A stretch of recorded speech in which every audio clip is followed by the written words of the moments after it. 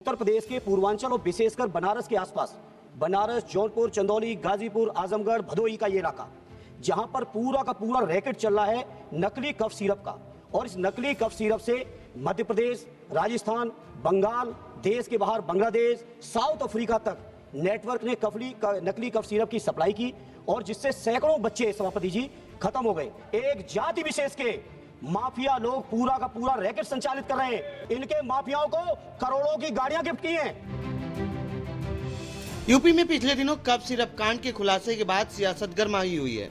इस मामले पर हर दिन कुछ न कुछ नया खुलासा हो रहा है। अमित टाटा, आलोक सिंह और भोला प्रसाद की इस मामले में गिरफ्तारी हो चुकी है। शुभम जायसवाल सहित कई अन्य लोग अब भी एसटीएफ के रडार पर हैं। इसके अलावा वाराणसी में जिन 40 फर्मों पर एफआईआर दर्ज हुई है, उनकी भी जल्द गिरफ्तारी हो सकती है। वाराणसी पुलिस इसकी तैयारी में जुटी है। इस बीच यह जानकारी भी सामने आई है कि इस मामले में शुभम और प्रशांत उपाध्याय के अलावा इस पूरे खेल का एक तीसरा मास्टरमाइंड भी है। इस तीसरे मास्टरमाइंड की तलाश अब भी जारी है। तो वहीं इस मामले में धनंजय सिंह पर भी सवाल खड़े हो रहे हैं, क्योंकि इस मामले में आरोपी बाहुबली नेता के करीबी बताए जा रहे हैं। इस बीच आजमगढ़ से सपा सांसद धर्मेंद्र यादव ने इस मामले को संसद के अंदर उठाया है। सुनिए उन्होंने सदन के अंदर क्या कुछ कहा है। उत्तर प्रदेश से शुरू होकर बिहार, बंगाल, झारखंड, मध्य प्रदेश, राजस्थान और देश के बाहर की भी कई देशों में जो नकली कफ सिरप का एक पूरा का पूरा रैकेट चल रहा है, सभापति जी, उसके बारे में आपके माध्यम से सदन और देश को अवगत कराना चाहता हूं। सभापति जी, बनारस सेंट्रल बार एसोसिएशन के उपाध्यक्ष राजा आनंद ज्योति सिंह जी इसी कफ से आज से लगभग 1 साल पहले खत्म हुए।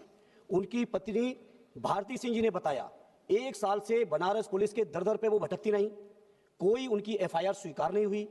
मीडिया के माध्यम से जब ये बात बाहर निकल के आई तो हमारे राष्ट्रीय अध्यक्ष जी आदरणीय अखिलेश यादव जी ने प्रेस कॉन्फ्रेंस की, मीडिया के माध्यम से ट्वीट तमाम तरीके से किया, तब जाके बनारस की पुलिस सक्रिय हुई।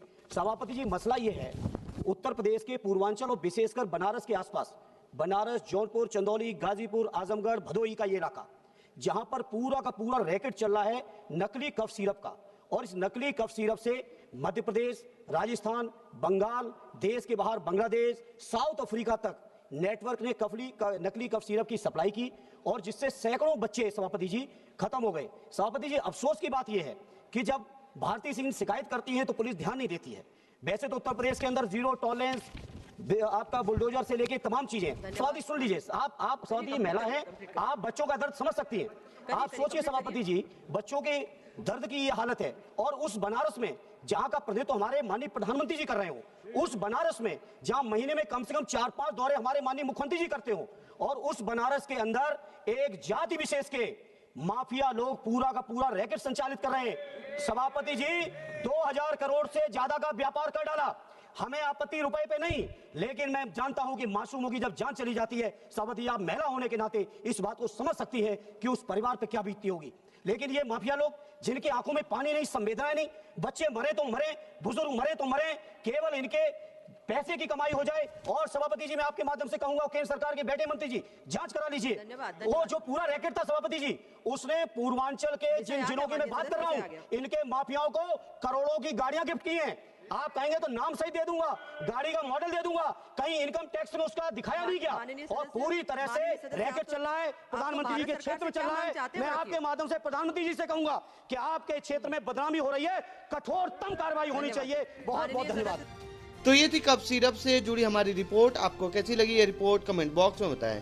साथ ही इस पूरे मामले पर आप क्या कहना चाहते हैं कमेंट बॉक्स में लिखें। बाकी देश दुनिया की खबरों के लिए बने रहिए जनसत्ता के साथ। धन्यवाद।